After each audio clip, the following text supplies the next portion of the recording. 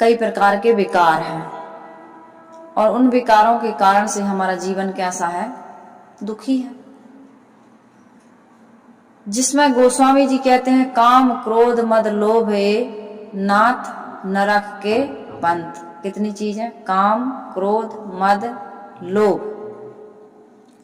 और भी विकार हैं जिसमें हम काम को और क्रोध को लें। यदि हमारे जीवन में काम है और क्रोध है, कामनाओं से ही क्रोध आता है। जब कामना की पूर्ति नहीं होती है तो क्रोध आता है, और जब पूर्ति हो जाती है तो लोभ आता है। तो मुख्य तो है कामना, लेकिन कामना ना करें तो जीवन चलेगा नहीं। जब तक जीवन है तब तक कुछ न कुछ तो कामना स्वाभाविक सी बात है, कामना तो करनी ही पड़ती है और स्वाभाविक अपने आप कामनाओं की उत्पत्ति होती है। लेकिन हम ये नहीं कहते कि कामना शून्य हो जाओ या क्रोध शून्य हो जाओ या लोभ शून्य हो जाओ, ये संभव नहीं है। काम भी आएगा, काम मतलब कामनाएं, और पूर्ति नहीं होगी तो क्रोध भी आएगा, और पूर्ति हो जाएगी तो लोभ भी आएगा। लेकिन इनको हमें कंट्रोल करना है। बात हो रही है काबू पाने की, बस में करने की। यदि लोभ ना हो तो हम कोई भी काम नहीं कर सकते हैं। कामना ना हो, लोभ ना हो। आदमी लोभ के कारण आज अपनी शक्ति से ज्यादा काम कर रहा है, लोभ के ही कारण, इच्छा के कारण, लोभ के कारण। और क्रोध ना हो तो हम अपनी कमियों को नहीं जीत सकते हैं। तो क्रोध दूसरे पर नहीं करना है, अपनी कमियों को जीतने के लिए करना है। और अपनी कामनाओं की पूर्ति ना हो तो भी क्रोध नहीं करना है, क्योंकि ये आवश्यक नहीं कि हमारी कामना सभी पूरी होना जरूरी है या सही है। हमारी कुछ कामनाएं करते करते करते करते ऐसी भी हो सकती हैं जिन कामनाओं की पूर्ति असंभव भी है और अनावश्यक भी है। अनावश्यक भी हो सकता है। हमारे जीवन में कितनी ऐसी कामनाएं होती जो अनावश्यक भी होती हैं। तो इसलिए हमको क्रोध नहीं करना। कल हमने आपको बताया था कि क्रोध से क्या होता है, हमारा जीवन नरकमय बनता है। लेकिन कुछ लोग ये कहते हैं कि नहीं, हमें तो क्रोध आता है और क्रोध में फिर हमें याद नहीं रहता कि हम क्या बोलते हैं। परिणाम हमें याद नहीं रहता है। भाई हमसे देखो, भाई हमको तो क्रोध आता है, फिर हम कुछ भी बोल देते हैं, कुछ भी कर जाते हैं, चाहे कुछ भी हो जाए। तो जो कुछ भी बोल देते हैं, कुछ भी हो सकता है, चाहे कुछ भी हो जाए, इसका परिणाम किसके जीवन में आएगा? खुद के जीवन में भी तो आएगा। जैसे बम ब्लास्ट होता है तो बहुत बड़ा नुकसान होता है,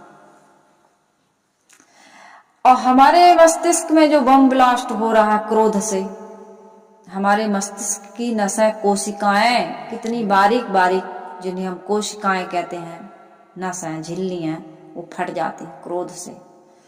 कहते हैं क्रोध करते समय यदि माँ, अच्छा क्रोध आया है और माँ बच्चे को दूध पिला दे तो वो दूध जहर बन जाता है।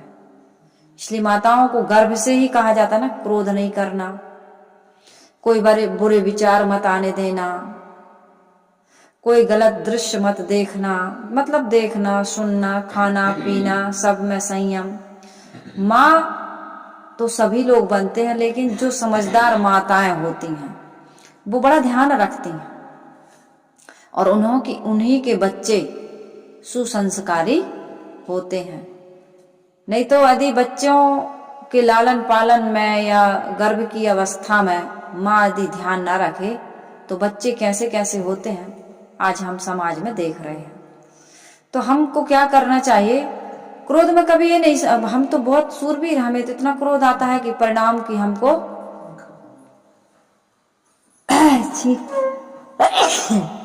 परिणाम की हमको फिक्र नहीं है। हम नहीं सोचते कि क्या हो जाएगा, अब क्या हो जाएगा, तो ब्रेन हेमरेज भी हो सकता है, लकवा भी हो सकता है, बीपी भी बढ़ सकता है, लो भी हो सकता है, शुगर भी हो सकती है। जितनी बड़ी बड़ी बीमारियां होती हैं जीवन में, कैंसर जैसे रोग, ये अंदर अंदर क्रोध के कारण। और खुश रहना सीख जाइए, बड़ी से बड़ी बीमारियां दूर हो जाती हैं। समझ में आ रही बात? खुश रहने से बड़ी से बड़ी बीमारियां दूर हो जाती हैं, और क्रोध करने से बड़ी से बड़ी बीमारियां आ जाती हैं। और बीमारियां आए ना आए, बीमारियां तो आती ही हैं, केवल एक बीमारी नहीं, आपके हमारे रिलेशनशिप, संबंध, व्यवहार में बहुत बड़ी हानि होती है। कुछ भी बोल दिए, तीर कमान से और बात जुबान से जो निकल गई वो वापस आती नहीं। तो कुछ भी बोल करके जो हम रिश्ते नाते संबंध खराब कर लेते हैं, इनमें थोड़ा सा ब्रेक लगना चाहिए। क्रोध आए तो अपने दोषों पर, दुर्गुणों पर, विकारों पर, बुराइयों पर, कमियों पर आना चाहिए।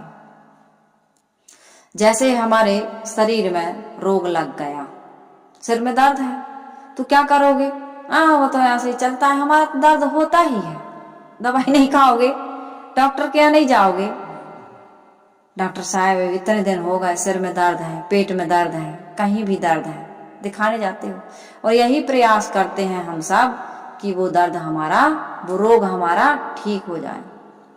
तो रोग तो ठीक कराने के लिए हम जाते हैं, लेकिन हमारे स्वभाव में जो दोष है उसको दूर करने के लिए हम किसी डॉक्टर के पास दुख दूर करने जाते हैं। सिर में दर्द है, पेट में दर्द है, बदन में किसी भी अंग में दर्द है, तो उसको ठीक कराने के लिए डॉक्टर एक नहीं तो दूसरा, दूसरा नहीं तो तीसरा, तीसरा नहीं तो चौथा, और जो होम्योपैथी हो, चाहे एलोपैथी हो, चाहे आयुर्वेद हो, चाहे नेचुरोपैथी, कोई भी पैथी हो, हम उसको अपनाते हैं। चाहे वो ताबीज बांधने वाला ही क्यों ना हो, झाड़ा फूंकी वाला क्यों ना हो। जानते हैं कि झाड़ फूंक से ठीक नहीं होगा, मंत्र तंत्र से ठीक नहीं होगा शरीर का रोग, कितने लोग जानते हैं और ये मानते भी हैं कि नहीं होता, फिर भी वहां चले जाते हैं कि भैया अपन को तो रोग ठीक करने से काम, यदि लोग कह रहे हैं तो चलो चल देते हैं, रोग ठीक हो जाना चाहिए, अपन को तो समस्या का समाधान चाहिए। जाते हैं कि नहीं जाते? लेकिन दुख दूर करने जाते हैं, लेकिन दोष दूर करने नहीं जाते हैं। अपने जीवन में जो दोष आ गया है, क्रोध करने का, लोभ मोह करने का, ये दोष है, ये दुर्गुण है, ये विकार है। इनसे जीवन हमारा कैसा बनता है? नरकीय जीवन बनता है। हमारे संबंध खराब होते हैं, हमारे जीवन की कीमत घटती है कि बढ़ती है? हमारे क्रोधी व्यक्ति के जीवन की कीमत घटती है कि बढ़ जाती है?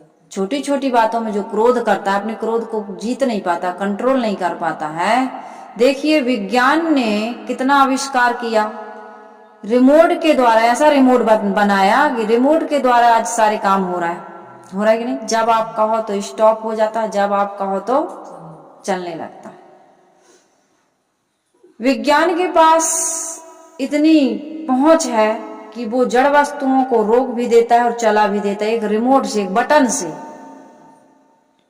और हम अपने जीवन के बारे में कभी सोचते नहीं, उसका रिमोट कंट्रोल हमारे हाथ, अपने जीवन का रिमोट कंट्रोल हमारे हाथ में, कि हम चाहेंगे तो क्रोध आएगा, नहीं चाहेंगे तो नहीं आएगा। हम चाहेंगे तो कामनाएं, इच्छाएं पैदा होंगी, नहीं चाहेंगे तो नहीं होंगी। हम चाहेंगे उतना ही लोभ होगा, उससे ज्यादा नहीं। लोभ हमें परेशान, लोभ के बस में हम नहीं होंगे, बल्कि ये काम, क्रोध, लोभ, मोह हमारे बस में होंगे। ये मन के बस में हम नहीं चलेंगे, इंद्रियों के बस में हम नहीं चलेंगे, परिवार या किसी वस्तु के बस में हम नहीं होंगे। हमारे अधीन ये सारी चीजें होंगी, हम इनके अधीन नहीं होंगे। इस प्रकार से हमने रिमोट कंट्रोल अपने पास नहीं रखा, कि रखा है, कहाँ रख पाए? नहीं रख पाए, इसीलिए दुख है। अपना रिमोट कंट्रोल अपने हाथ में होना। अपने जीवन के शिल्पकार कौन है? हम स्वयं। अपने जीवन को नहीं बनाते और दुनिया को बनाने चले, सब कुछ बनाते हैं कि नहीं बनाते हैं? समस्या ये है, घर बनाते हैं, मकान बनाते हैं, सब कुछ बनाते हैं, बड़ा सुंदर बनाते हैं,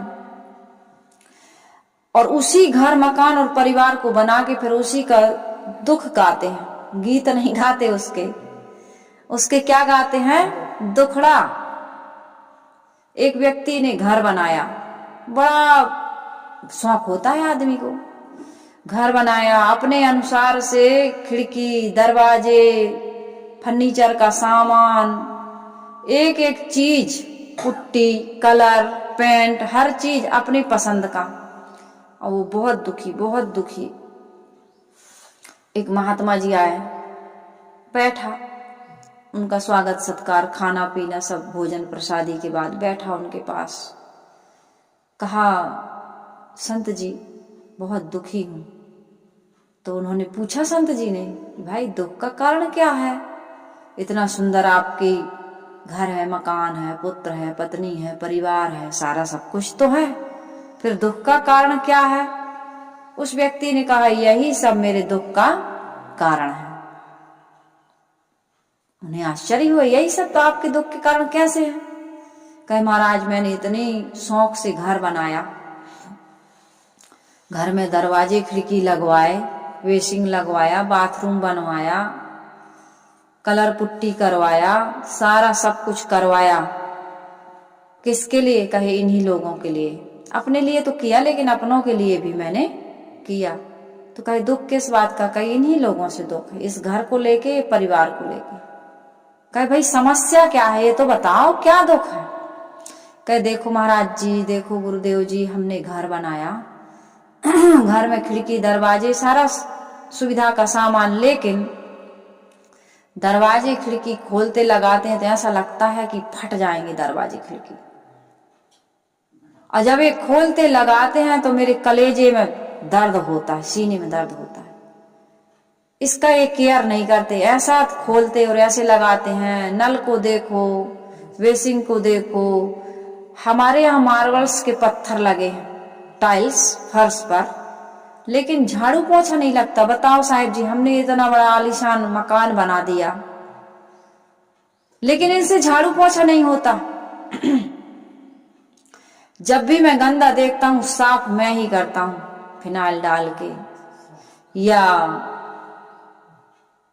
टॉयलेट में जो डालते हैं ना, एसिड वगैरह से साफ करते हैं। मैं लाके रखा हूं, ब्रश रखा हूं, एसिड रखा हूं, डिटॉल रखा हूं, सारा सामान मैं लाके रखा हूं, लेकिन इनके पास इतना समय नहीं है कि इस घर को ये साफ शुद्ध रख सके। जिस भावना से मैंने बनाया उस प्रकार से सजा करके ये रख सके। मुझे मकान बना करके बहुत दुख हो रहा। जब भी घर में आता हूं और देखता हूं चीजें अस्त व्यस्त रखी हैं, घर की साफ सफाई ठीक से नहीं हुई है, नल खुला है तो खुला है, मुझे बहुत दुख होता है। तो उन्होंने कहा कि भैया, जो कुछ भी हम बनाते हैं वो खुशी के लिए बनाते हैं, प्रसन्नता के लिए बनाते हैं। ये अपेक्षाएं न रखो कि हमने जिस भाव से बनाया, जिनके लिए बनाया है, वो उस चीज को समझेंगे और उस प्रकार से रखेंगे। अब बना दिया, तुम्हारा हमारा कर्तव्य था, अब वो कैसे रखते रहेंगे? तो वही लोग उनके लिए बनाया है तो उनको सौंप दो, और जितना आपसे बनता है उतनी सफाई करो और खुश रहो, क्रोध ना करो, दुखी ना रहो। तो आदमी यही करता है, अपेक्षाएं ज्यादा करता है, आशाएं ज्यादा करता है, शिकायतें ज्यादा करता है, दूसरे में कमियां देखता है और क्रोध करके अपना नुकसान करता है। क्रोध को जीतने का प्रयास करना चाहिए। कहते हैं एक राजा के दरबार में एक जौहरी आया। जो व्यक्ति क्रोध करता है उसकी कीमत कितनी कम हो जाती है, उस पर से एक कहानी है। एक जौहरी आया, वो हीरो का व्यापारी था।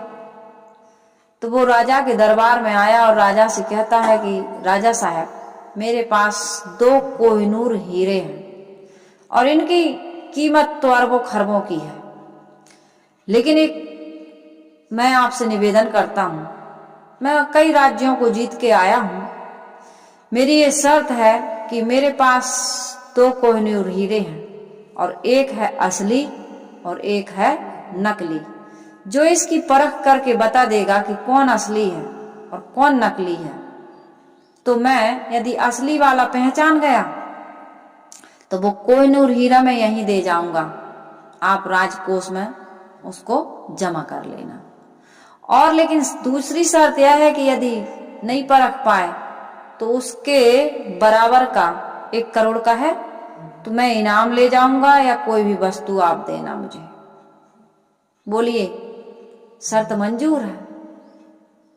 राजा ने सोचा कि मैं राजा हूं, राज दरबार लगा है, इतने सारे लोग हैं और असली नकली की परख न कर पाए तो बड़ी बेइज्जती होगी। राजा साहब ने कहा ठीक है। अब दोनों हीरे रख दिए गए।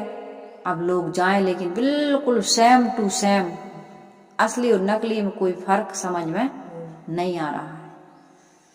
कहते हैं कि राजा को बड़ी शर्मिंदगी महसूस हुई कि बताइए, असली और नकली हमारे राज्य के जो जौहरी हैं, जो राज दरबारी हैं, वो कोई नहीं समझ पा रहा है। एक अंधा व्यक्ति आया, उसने कहा राजा साहब, मेरी आंखें तो नहीं हैं, लेकिन मैं असली और नकली की परख कर सकता हूं। मैं बता सकता हूं कि असली हीरा कौन है और नकली हीरा कौन है। तो दरबारी लोग सब हंसने लगे, मजाक उड़ाने लगे। राजा साहब ने कहा भाई, इसमें कोई मजाक उड़ाने जैसी बात नहीं है, हो सकता है इनके पास कोई ज्ञान हो, आखिरी ट्राई करके देख लेते हैं भाई। जब कोई नहीं बता पा रहा है तो हो सकता है सूरदास जी बता दें।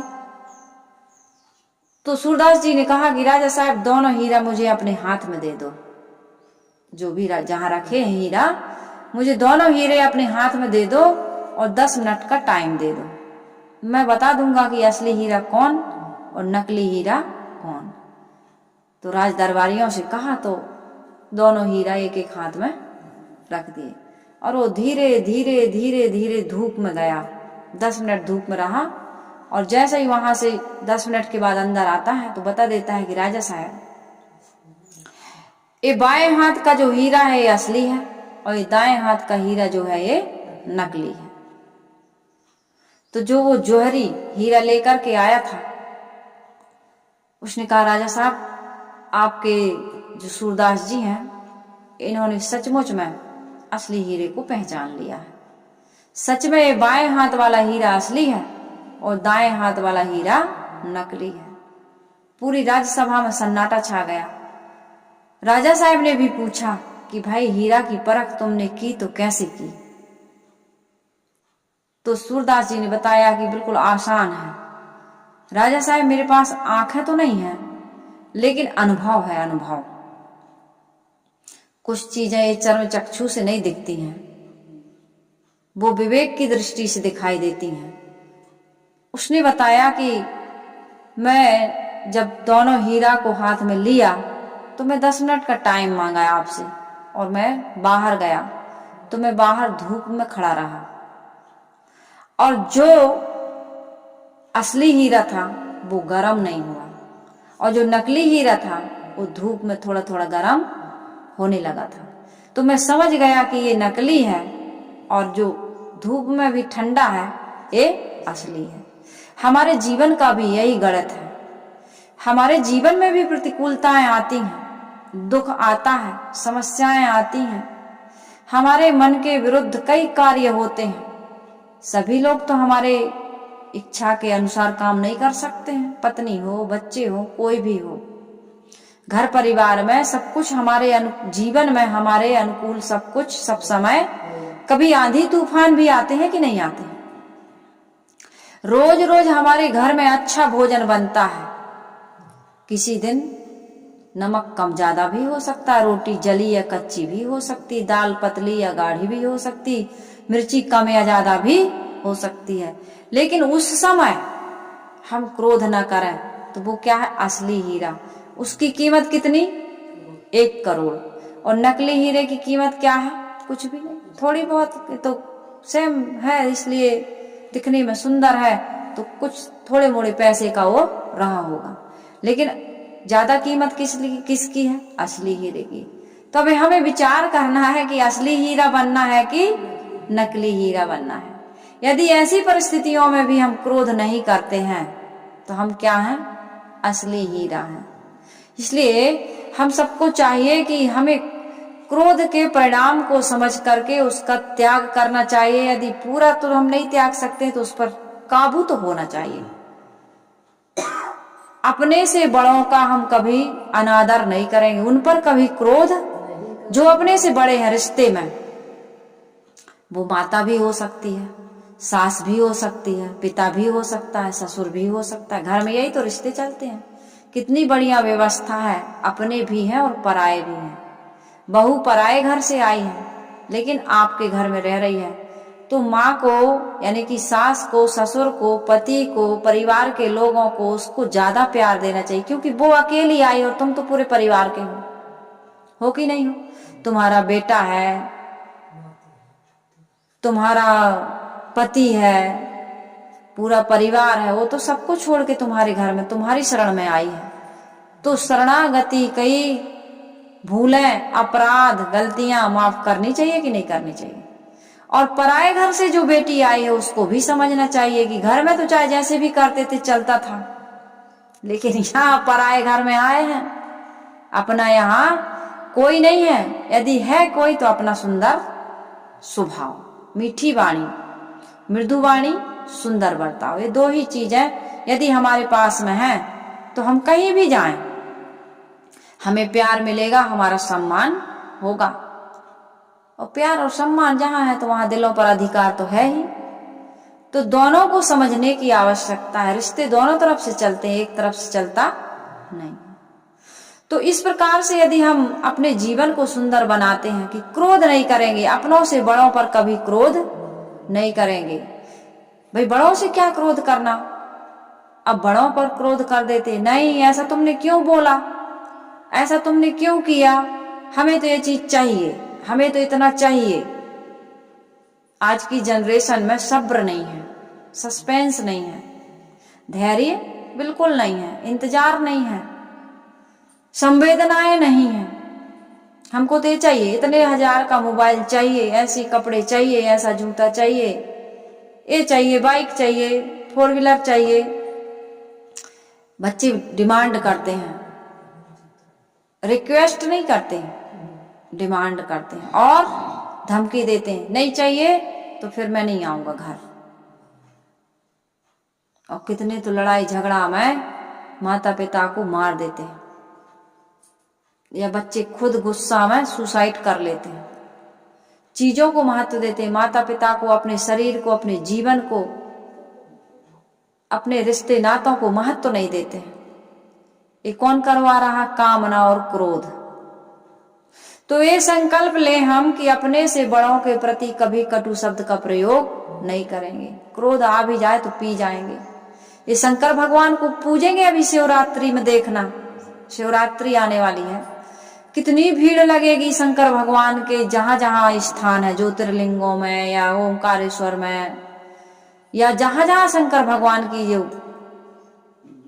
पिंडी है या प्रतिमा है, अखंड उनकी ज्योत जलेगी, उनके नाम ओम नमः शिवाय, ओम नमः शिवाय, ओम नमः शिवाय, ओम नमः शिवाय, ओंकारेश्वर चले जाओ तो पूरे नर्मदा क्षेत्र में, वहां पूरे में जितने मंदिर बने हैं, पूरे एरिया यही एक ही ध्वनि, ओम नमः शिवाय। शंकर भगवान को क्रोध नहीं आता था कि आता था, और फिर आता था तो कितना प्रलय हो जाता था। शंकर भगवान को क्रोध आता नहीं है, और आता है तो प्रलय कर देते हैं। ऐसी कहते तांडव, तांडव करते हैं ना शंकर भगवान। तो हमारे जी क्रोध शंकर भगवान ने भी किया, तो क्रोध का परिणाम क्या निकला? अपने ही बच्चे की गर्दन काट दिए कि नहीं? क्रोध में या तो आप अपनों की गर्दन काटोगे या अपनी गर्दन काटोगे, परिणाम क्या निकलेगा? विनाश, विनाश होगा कि नहीं? एक व्यक्ति था, कार से जा रहा था, रॉन्ग साइड दरवाजा खोल दिया, साइकिल से आने वाला टकरा गया। और भाई पावर तो कार वाले का ज्यादा है, घर में पति का पावर ज्यादा है, सास का पावर ज्यादा है, बड़े भाई का पावर ज्यादा है। जिसका पावर ज्यादा है वो ज्यादा क्रोध करता है। तो क्रोध से तुम्हारा काम नहीं बनेगा या महत्व तो नहीं बढ़ता है। जितने ब्रह्म रहोगे, सरल रहोगे, कहते हैं ना कि क्षमा बड़न को चाहिए छोटन को उत्पात, का रहीम हरि की घटी जो भृगुमारी लात। भृगु महाराज ने विष्णु भगवान को लात मार दी। वो विष्णु भगवान उनके चरणों को हाथ में लेकर के सहला रहे हैं। भगवान, चोट लग गई होगी, वज्र जैसी कठोर छाती, आपके कोमल चरण, आपको दर्द हुआ होगा, ठोकर लगी होगी। तो आज किसकी प्रशंसा, किसका नाम लिया जाता है? ओम नमो भगवते वासुदेवाय कहते हो, ओम नमो भगवते दुर्वासा ऋषि कहते हो, क्या कहते हो?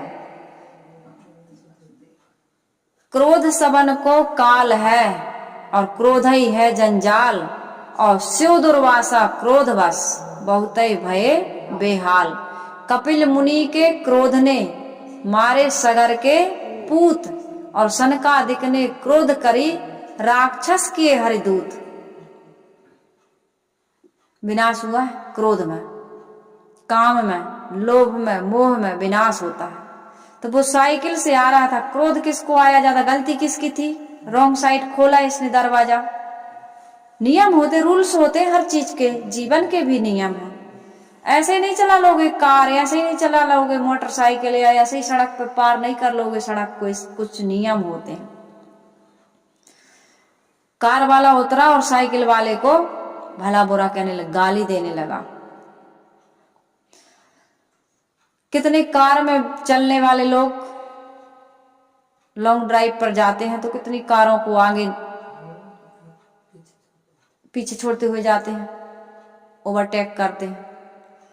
और मान लीजिए वहां पर जाम लगा हुआ है और कोई हार्न मार रहा पीछे से, कई प्रकार की स्थितियां आती हैं। अब तुम यहां से बैठे बैठे गाली दे रहा है अपनी कार से, सामने वाले को देते हैं गाली।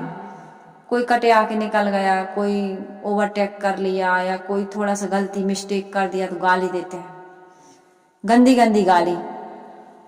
आप कार में बैठे हो या अपने घर में बैठे हो, एक उदाहरण दे रही हूं, सामने वाला नहीं सुन रहा, आप गाली दे रहे हैं, अपने मुंह को खराब कर रहे हैं। अपनी वाणी को कभी गंदी नहीं करनी चाहिए, अपने मन को गंदा नहीं करना चाहिए, अपने विचारों को प्रदूषित नहीं करना चाहिए। इससे अपना नुकसान हो रहा, सामने वाला तो सुन ही नहीं रहा। वो तो ईयरफोन लगा के बढ़िया गाना सुन रहा, गीत सुन रहा, भजन सुन रहा, वो मस्त है, और तुम अपने दिमाग को पंचर कर रहे हो। ऐसा भी होता है, लेकिन यहाँ ऐसी स्थिति नहीं थी। उतरा और साइकिल वाले से लड़ाई करने लगा, भला बुरा कहने लगा, गाली देने लगा, हाथ उठा लिया मारने को। दूसरा आदमी जो खड़ा खड़ा देख रहा था उसने कहा, यार बड़े अजीब आदमी हो, गलती तुम्हारी है और तुम इसको डांट रहे हो, गाली दे रहे हो। बोले तुझे क्या लेना देना, तू अपना रास्ता नाप, तमीज से बात करो। अरे तमीज मुझे तू सिखाएगा? लड़ाई दो लोगों से लड़ पड़ा तुरंत। उसने कहा रुक जा, मैं आ रहा हूं। तो जिसकी साइकिल टकराई थी वो उसकी तरफदारी ले रहा था, वो सोचा कि मैं दो लोग हूं, और इसकी अकल भी ठिकाने लगा था। लेकिन जिसकी साइकिल बेंड हो गई थी सामने से, उसके दरवाजे से, उसने स्वयं, गलती तो थी कार वाले की, लेकिन साइकिल वाले ने माफी मांग ली, हाथ जोड़, भाई साहब क्षमा कर दो, गलती मेरी है, मुझसे गलती हुई, आप जाओ कार में बैठो और चले जाओ। अभी समझ तो ये भी गया कि ये दो लोग हो गए हैं, हो सकता है मुझे मार दें। तो अब क्या कह रहा है कि ठीक है, तुमने हाथ जोड़ ली, माफी मांग ली, इसलिए जा रहा हूं, आइंदा ध्यान रखना, देख के साइकिल चलाना। थोड़ा और बैठते बैठते कार में इतना कह गया। तो वो जो बीच में बोल रहा था उसने कहा, भाई साहब अजीब आदमी है आप, गलती उसकी है, माफी आप मांग रहे हैं। अरे हम दो लोग थे, वो अकेला था, मार के भूत उतार देते उसका, क्यों माफी मांगे आप? उसने कहा भाई कोई बात नहीं, जहां हाथ जोड़ने से काम बन रहा है वहां हाथ उठाने की क्या जरूरत है। कहे हमने आप जैसा आदमी नहीं देखा। आप अपने क्रोध को कैसे जीत लेते हैं, कैसे अपने क्रोध को कंट्रोल कर लेते हैं, मुझे बताओ। मैं तो अभी पता नहीं उसका क्या से क्या कर देता। तो इस व्यक्ति ने कहा, साइकिल वाले ने, बहुत सुंदर कहानी है, कहे क्या से क्या कर देते और कहाँ पहुंच जाते पता है? अभी हम और तुम और वो तीनों कहाँ होते? थाने में। थाने में जाते, वहां कचहरी में जाते, कोर्ट में मुकदमा चलता, पेशियां पड़ती, वकीलों के हाथ जोड़ते, पुलिस वालों के हाथ जोड़ते, जितने भी अफसर हैं, बाबू हैं, सबके हाथ जोड़ने पड़ते कि नहीं? और वो तो पुलिस वाले जानते हैं कैसे बातें करते हैं, गाली भी देते, मार भी देते, जुर्माना भी होता, सजा भी होती, और मान ले तुमने कई और गुस्सा में उसका कुछ मान लो मर्डर ही कर देते तो क्या होता? तो उसने कहा, यार तुम बड़े साधु संत टाइप के विचारों के आदमी लगते हो, कहाँ इस हम लोगों के इंसानों की बस्ती में आ गए। कहा, भाई साहब मैं साधु संत नहीं हूं, मैं मर्डर करके आया था, 10 साल की सजा, 3 दिन पहले 10 साल की सजा काट के आया। तो डर गया कि भाई ये इतना साधु संत जैसे दिख रहा है, ये 2 खून करके 10 साल की सजा काट के आया है। कहा, भाई ऐसा ही था मैं, उस दिन से मैंने क्रोध को पालना सीख लिया, क्रोध को करना नहीं सीखा है। क्रोध को पालना? कहे हाँ।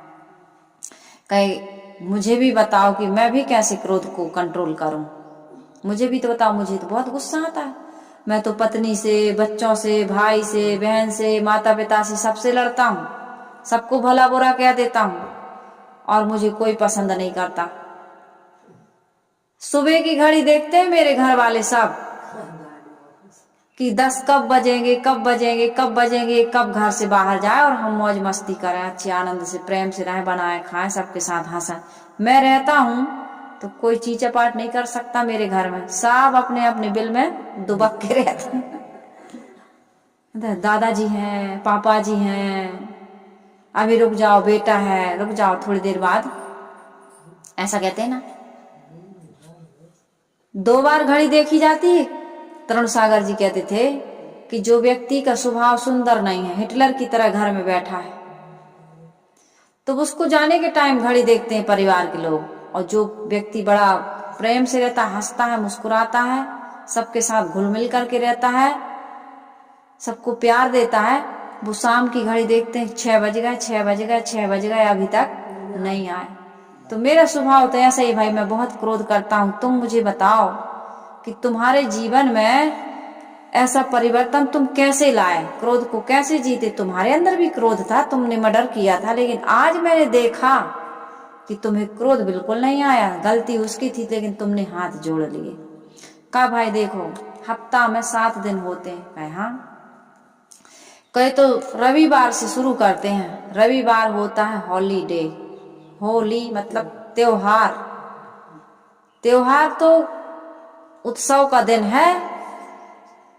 संडे को लोग छुट्टी देते हैं कि नहीं देते? हर संडे छुट्टी रहती है, तो छुट्टी वाले दिन को क्रोध को भी छुट्टी दे दो। आज क्या क्रोध का, आज तो परिवार के साथ रहने का अवसर मिला है, पूरा दिन परिवार के साथ रहेंगे, मिलकर के काम करो, सबके साथ रहो, कहीं घूमने जाओ, पिकनिक पे जाओ, होटल पर जाओ, कहीं भी जाओ, लेकिन परिवार के साथ नहीं जाते हो कहीं तो परिवार के साथ प्रेम से रहो, लड़ो झगड़ो मत। और सोमवार के दिन शंकर भगवान का दिन है, पवित्र दिन है, लोग व्रत रहते हैं ना सोमवार को, इसलिए सोमवार को क्या क्रोध करना भाई, भगवान शंकर का दिन है। मंगलवार को, अरे नाम ही मंगल है, मंगल को क्या मंगल बनाना, बुद्ध तो शुद्ध होता ही है, क्रोध करके उसको क्या बिगाड़ना। गुरुवार आ गया, बृहस्पति, तो बृहस्पति गुरु का दिन है, गुरुवार, आज के दिन क्रोध नहीं। गुरु तो कहते हैं कि काम क्रोध लोभ मोह सब जीतो, इसलिए गुरुवार के दिन क्रोध नहीं किया। शुक्रवार शुक्रिया अदा, धन्यवाद देने का दिन है, पत्नी को धन्यवाद दो कि तुमने मेरे जीवन संगनी बनकर मेरे कुल परिवार की वृद्धि की है, अपने माता पिता को छोड़कर मेरा साथ दिया है, माता पिता को धन्यवाद दो, तुमने मुझे संसार में लाए, पैदा किया, परवरिश की, पढ़ाया लिखाया और अपनी संपत्ति का वारिस बना दिया। सब कुछ किया, आज भी कर रहे हो। माता पिता को धन्यवाद दो, इष्ट मित्रों को धन्यवाद दो, सबको धन्यवाद दो। हम धन्यवाद नहीं देते, शुक्रिया अदा नहीं करते।